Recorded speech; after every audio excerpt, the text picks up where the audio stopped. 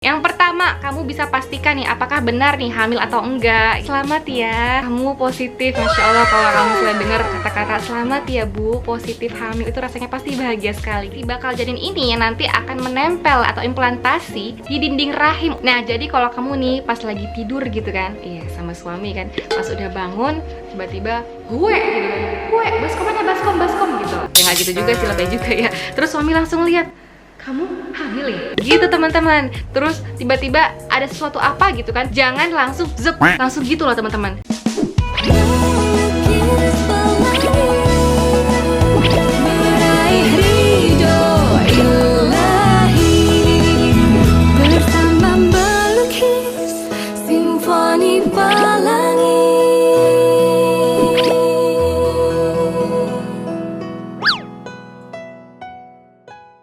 Teman-teman, assalamualaikum. Jumpa lagi sama saya Dr. Cindy. Dan sekarang kita masuk lagi ke Health Info. Yeay! Jadi sebelum kita mulai, jangan lupa untuk subscribe channel ini supaya saya semakin semangat lagi untuk buat konten-konten yang bermanfaat setiap harinya. Dan akan tayang setiap jam 4 sore. Dan untuk weekend, setiap hari Minggu tayang jam 10 pagi. Oke? Dan untuk kamu yang baru bergabung, di sini ada konten yang bervariasi. Tentunya ada Health Info, jadi info-info kesehatan. Kemudian info-info tentang penyakit-penyakit yang pingin kamu bahas di sini, yang kamu request, yang terbanyak, yang udah komen di bawah ini langsung saya buatkan. Kemudian beauty tips, ini dia. Jadi untuk kamu yang suka banget sama tips-tips kecantikan, untuk kamu yang suka banget sama DIY masker dari rambut ujung kepala sampai ke bawah ya, sampai ke kaki, silahkan aja komen di bawah untuk perawatan apalagi nih enaknya saya buatkan. Bahkan ada juga review produk di beauty tips. Dan selanjutnya ada podcast Cindy tentang curhat-curhatan teman-teman semuanya yang udah curhat di Ask Me Question, bisa juga di Instagram ini, jangan lupa untuk di follow karena saya akan live di setiap minggunya, bahkan sama Osicis juga dan juga sama Aspiral juga. Siapa tahu untuk kamu yang udah follow di IG ini, untuk kamu yang udah subscribe, nanti kita invite, kita bisa ngobrol bareng, bahkan kita bisa foto bareng di situ. Oke teman-teman. Dan juga ada nih tentang Cindy Cooking, jadi masak-masak yang sehat gitu ya, sama keluarga, sama Osicis lagi, sama Aspiral juga, dan sama The Krucil juga. Nanti bisa dirasakan makanannya sama anak-anak juga di sini. Dan juga Osicis, nggak lupa, karena itu sebentar kameranya goyang sendiri guys.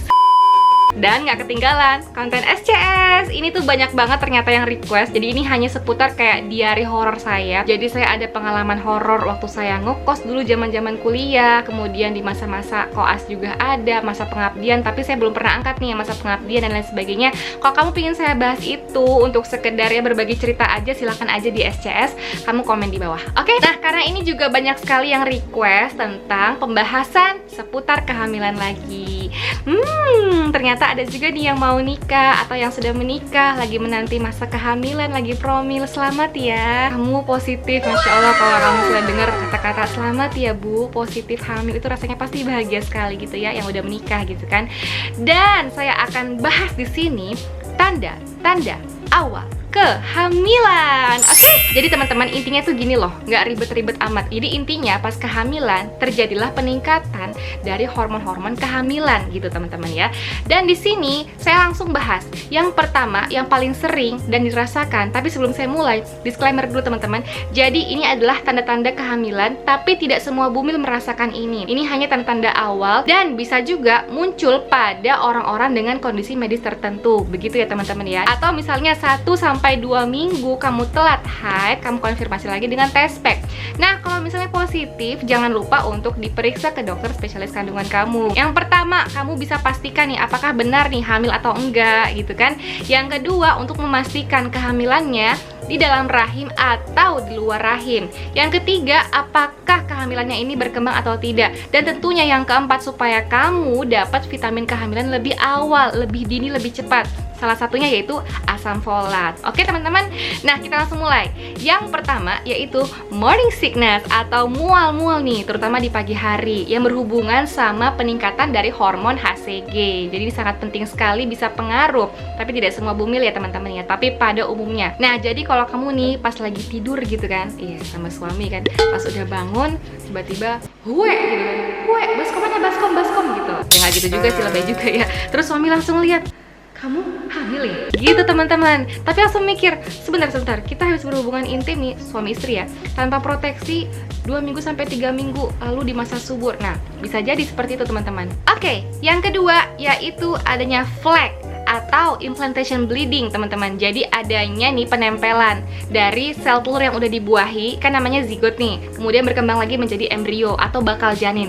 Nah, si bakal janin ini yang nanti akan menempel atau implantasi di dinding rahim untuk berkembang nantinya, atau di endometrium. Nah, implantasi itu terjadi sekitar 5 hari sampai 10 hari atau paling umumnya 1 minggu setelah terjadinya konsepsi atau pembuahan, atau saat kamu berhubungan intim di masa subur teman-teman. Nah, sehingga kamu akan merasakan nih ada keluar flek gitu kan, darahnya warnanya tuh pink atau kecoklatan yang samar-samar dan sedikit aja teman-teman, dan bahkan bisa berkurang dalam hitungan jam saja. Beda ya dengan darah haid. Kalau darah haid itu kan merah terang, segar, dan lebih deras gitu. Kalau ini hanya sedikit saja dan juga berkurang dalam hitungan jam. Oke, kita lanjut lagi ke tanda awal kehamilan yang ketiga, yaitu kram perut yang ringan teman-teman.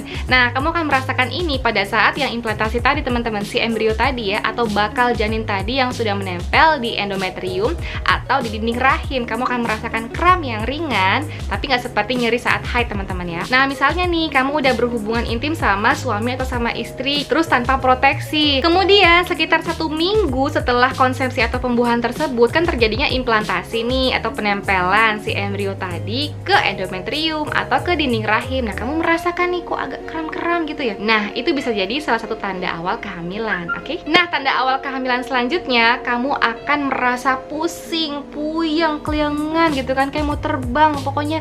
Bahkan bisa aja pas kamu lagi baring, tiba-tiba zep langsung berdiri gelap gulita teman-teman. Ya, jarang juga sih teman-teman, tapi ada juga yang seperti itu. Nah, itu berhubungan dengan peningkatan kadar hormon progesteron, di mana hormon ini bisa melebarkan pembuluh darah gitu kan, sehingga bisa menyebabkan penurunan tekanan darah secara relatif teman-teman. Jadi misalnya kamu lagi baring gitu kan, terus tiba-tiba ada sesuatu apa gitu kan, jangan langsung zep, langsung gitu loh teman-teman. Nah, itu kaget kan, nggak enak kan? Coba deh kamu lakuin sekarang. Saya tungguin deh. Gak enak kan?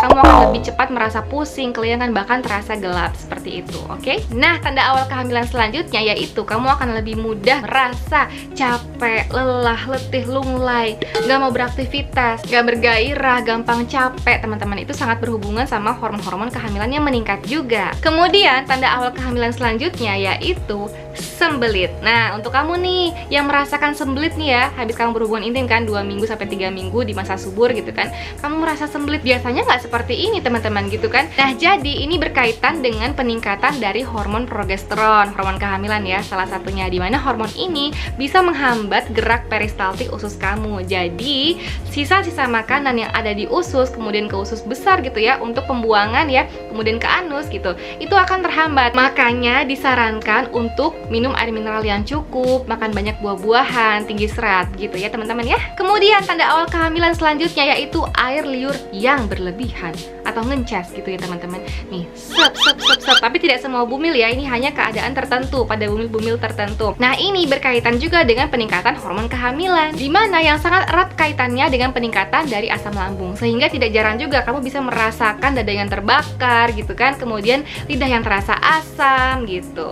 Nah, kemudian tanda awal kehamilan berikutnya yaitu bisa terjadi peningkatan frekuensi buang air kecil gitu teman-teman. Jadi kamu akan lebih sering gampang pipis gitu loh, tapi nggak semua bumil. Dan ini biasanya pada umumnya terjadi pada kehamilan yang besar karena terjadi penekanan yang lebih signifikan. Tapi ada juga beberapa bumil-bumil yang bisa merasakan di awal kehamilan teman-teman adanya penekanan. Tetapi bedakan juga sama infeksi saluran kemih yang bisa meningkatkan frekuensi dari BAK juga, buang air kecil juga teman-teman. Dibedakan ya teman-teman ya. Misalnya kalau pada ISK atau infeksi saluran kemih, kamu akan merasakan demam yang tinggi dan lain sebagainya. Mungkin akan saya bahas kalau kamu ingin saya bahas tentang infeksi saluran kemih, boleh aja di konten berikutnya, oke?